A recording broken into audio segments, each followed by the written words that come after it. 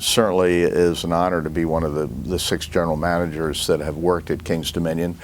And clearly, without a doubt, we all learned a great deal from my predecessors, so I followed in some pretty large footsteps. I was here, we had 160 or so full-time associates, and they're all terrific people and work so well together that it made the general manager's job much more enjoyable, and certainly provided me a great deal of confidence to know that we all had one goal in mind, and that was the hospitality and taking care of all our guests that came to the park. I have to say that I was blessed with a great group of people to work with, and truly, you talk about team efforts, that Kings Dominion always had a congenial group that could engage with each other and accomplish a great deal because of their willingness to work very well together. Gosh, the fondest memory is when you leave, you always remember what great people were here. And happily, a lot of my former associates are still here. You know, Pat Jones, your current general manager, worked very closely with me for many, many years. Tony Johnson, Tony Ryland, and a host of other people throughout the whole park are still here. And that makes you feel pretty good. What was your strategy to make Kings Dominion during your time and then to what it is today? I think from a marketing standpoint and from a guest satisfaction standpoint, having the Paramount Association was very, very important. And promotional activities that would attract people. Frankly, one of the reasons that we joined forces with Paramount initially was to utilize their intellectual properties in our theming. Without a doubt, I think it was in 1992 or the 93 season, the Paramountization of Kings Dominion really made a huge difference. And it was a great reason for people to visit, and it was probably one of the largest attendance years we had. You were the general manager too when Lion Country Safari, animals roaming around here for several of the years that you were here. What was it like to have an amusement park, but then also have a wild safari and a monorail system right next door? Well, you know, from a marketing perspective, it was a great advantage because it provided a very good reason for educators to come to the park.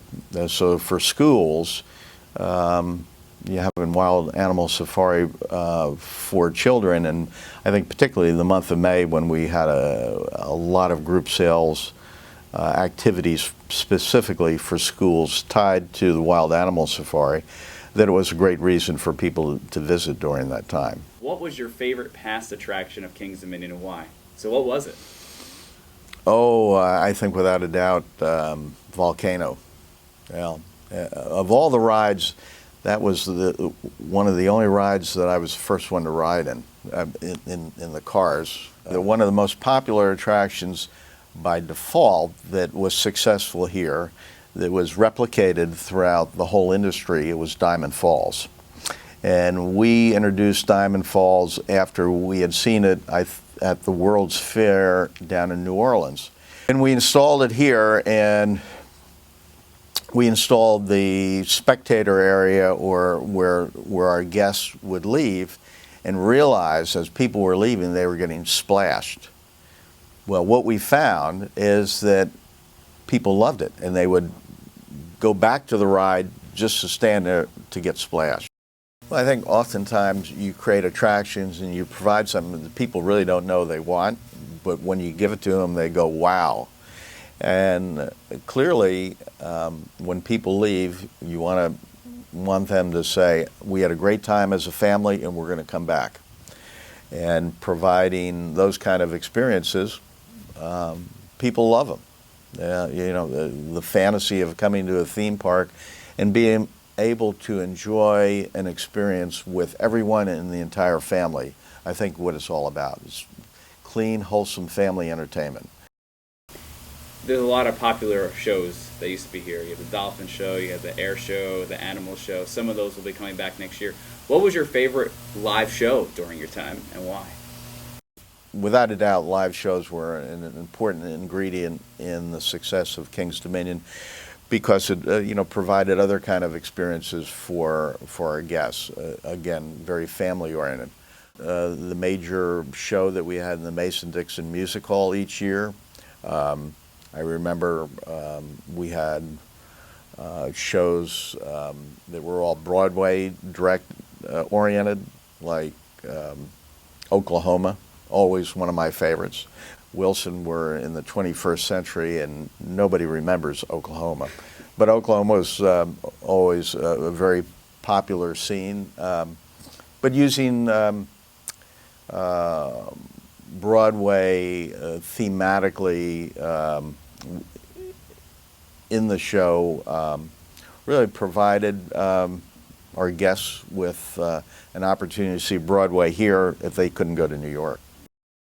What goes through your mind as you come to the park? Are you thinking about what it used to be like to be the general manager, what the park used to be like? What goes through your mind?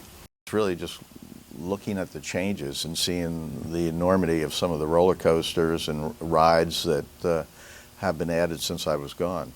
What would you say about King's Dominion's 40th anniversary? What does it mean to you to have us celebrate this and to be a part of it, to be part of the history? Well, it's always nice to be around, to be part of any history time.